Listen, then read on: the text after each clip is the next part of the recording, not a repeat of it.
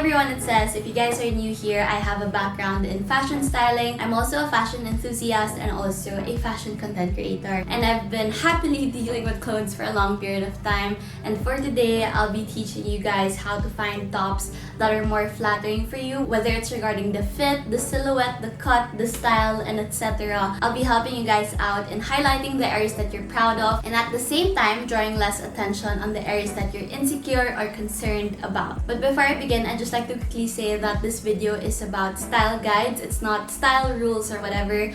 At the end of the day, it's up to you on whatever you want to wear, and that insecurities and concerns mentioned in this video is very personal. Only if you have it. Just because I have it or other people have it doesn't mean that you guys should have that insecurity or concern as well. If you're happy about your body, I am genuinely happy for you. And so without further ado, let us begin. So first, let's talk about necklines. Now generally, I would say that necklines are best when it's open or wide or as long as the collarbones are seen. And I think that is most important for people who think that their face is a little bit, I don't know, wider, bigger, puffier than what they would want it to be. Because if your top has an open or wide neckline, your skin will extend from here all the way until here instead of just really being covered up and highlighting your face. So for me today, I wore a mock neck top, which is higher than usual. As you can see, it really highlights the face as compared to wearing like an off-shoulder top wherein your collarbones are seen and then your neckline is extended and more skin is seen, which would lessen the highlight or attention on your face because it's really drawn down to your neck. Same goes for a top like this with a really like open but round neckline. It doesn't have to go all the way your shoulders, but as long as your collarbones are seen, I feel like this is already really effective. You can even choose to wear like a sweater, which is like a bit of a high neckline, but then your collarbones are still seen. So in a way, at least your skin by the neck is still extended. But let's say you are concerned about it and you want to wear a top with a high neckline, then all you have to do is put on some makeup and like add some hair to your face. Or actually, wait a sec. I can't really see myself right now, but you can have something like this, which is called like chin bangs or even curtain bangs that would really frame your face. So next, let's talk about sleeveless tops, specifically the halter top. So when it comes to halter tops, I think the body part that's most highlighted would be your arms. So if ever you are insecure or you have like a concern about your arms, then this is the segment for you. So personally, I love halter tops, but then the thing is, I actually have concern about my arms, specifically the back part. So I'd like to meet halfway with a top like this. So this one has an open neckline and at the same time the straps are thin. So obviously, since there's more skin seen, it lessens the attention on your arms. Maybe it adds to your neckline, upper bust, the back. I know it's a bit less conservative, but then this would really draw less attention on my arms. But also another thing you can do is wear a cover up. On the other hand, if you guys have no arm concerns, or especially if you guys are flat chested, I find it most flattering for you guys to wear something with a high neckline and something fitted even, like you know those like Zara basic tops. But I really try to avoid buying them or owning them because I know that it's not flattering for me, for my body type. And again, it's really just more of my personal concern. So if you guys have the same body type as me and you're completely fine with it, then go. But also for those who have arm concerns and at the same time want to wear a high neckline, let's say if you have chest acne or something that you're concerned or insecure about, then you can wear something like this. I think after my closet clean out, this is the only high neck halter top that I own. And the difference between the two is that this has a bigger armhole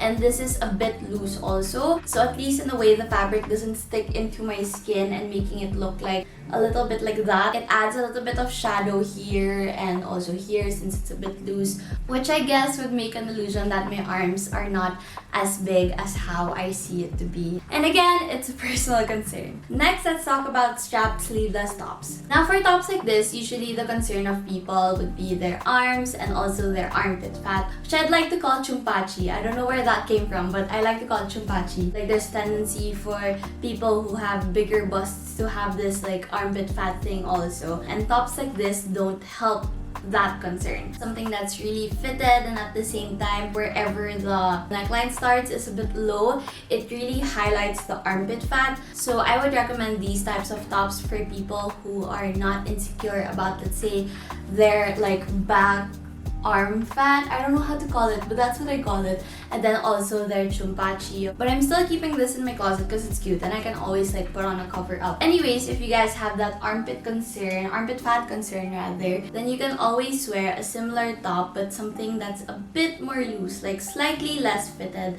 I guess those tops that don't have a garter by the neckline. So this just fits me right, and I think it doesn't really hug my skin so much. It just sits on my skin, and I think that would really help the chumpachi problem, making it like more smooth, seamless effect by the armpit instead of like having a lump or like a hump over there. I don't know what you call it, but there. Besides how fitted the top is, another thing you can focus on is the length. I know this is a dress, but we're not talking about that. I'm talking about the straps and maybe even the armpit hole.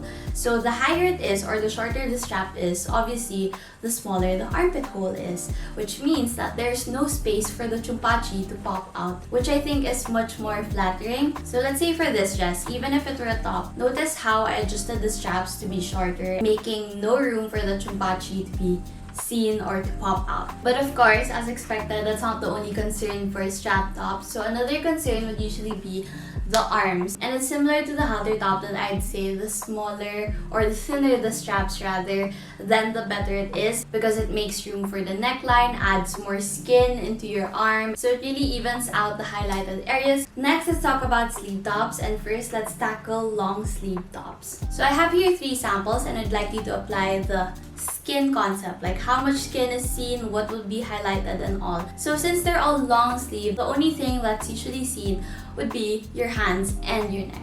Therefore, the neckline of the top is very important. This is probably the most basic long sleeve top and I think it's very chic. I still don't regret buying this from a few years back, but as you can tell, the neckline is a bit high and it doesn't really allow much room for my collarbones, so my face is really highlighted in this top. So whenever I wear this top, I make sure that my hair is framing my face that day, whether it's down or up with some bangs. Oh my god.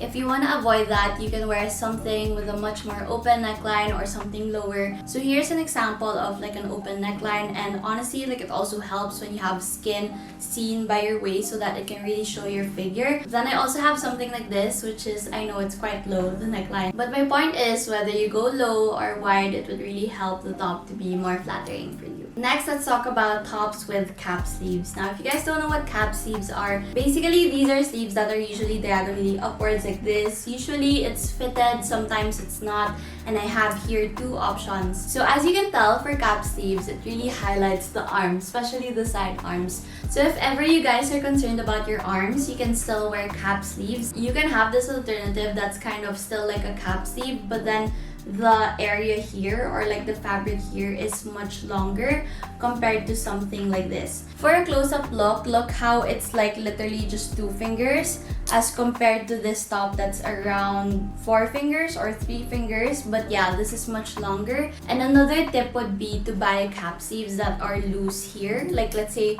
loose here by the upper part, because there are cap sleeves that are quite tight like this one, and I would not recommend that for people who are insecure about their arms because that would really highlight it. Actually, these 2 are quite good already since it's a bit long also, the cap sleeves, but there's really a wide like range of styles of cap sleeve tops. That's usually a miss for me, especially if you guys are insecure about like, let's say your armpits or something, because there are also cap sleeves with no fabric here, like it's literally just a cap so that like your armpit is more visible, especially like the skin over here. But good news is there are other sleeve tops as well. So I have the normal sleeve top, which I super love. I think this is like the most like universally flattering type of sleeves for everyone. It's really flattering, I think, for all body types, and I super recommend a top like this. Obviously, it doesn't have to be cropped. This is just my example for the day, but there are like maybe like this top also. This top is a bit longer, but you get the point. But on the other hand, there are also tops that have a much longer sleeve, and I would recommend this to anyone really. I think it's also really flattering,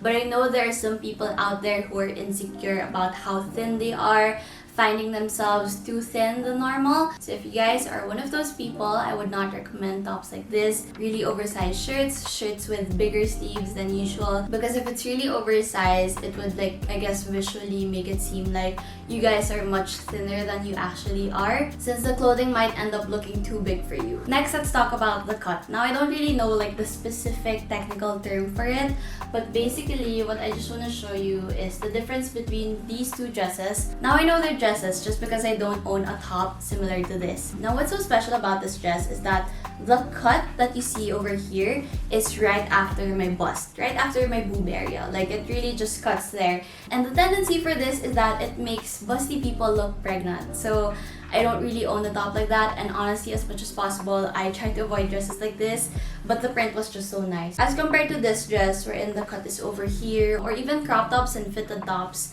it really highlights your waist, but lessens the idea that you're wider than maybe if you would wear an emperor cut dress or top. Here's another sample of an emperor cut dress. This cut would really just go straight down, and it would just make you look pregnant. So it really just adds, width to your body, I guess. I'm not exactly the flattest person, but I still really like this, so I continue to wear it. And sometimes it's okay to look a little bit wider than usual. I don't think there's anything wrong about it, but obviously there are days where you just want your clothes to be really flattering on you, so I would not recommend it on those days. But if you guys are flat-chested, lucky you can wear this in a really flattering way. But of course, I won't stop you from wearing something like this, because again, this video is a guide, it's not really rules. Now, I'll teach you how to style your tops according to its length. So if it's a long top, my default would usually be to tuck it in, most especially if it's fitted. I think it's much more flattering to tuck in a long top, especially when you're wearing jeans,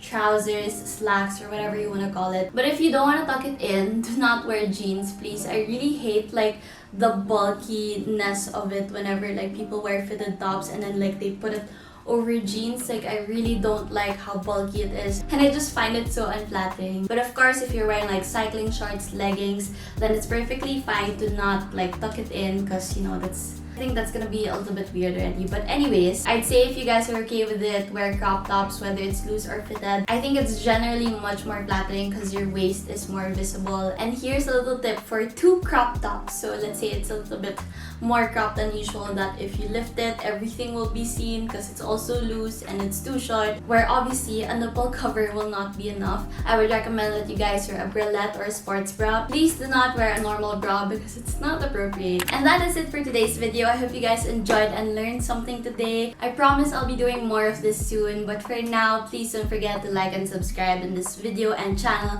if you guys haven't yet, and I'll see you guys on my next video. Bye!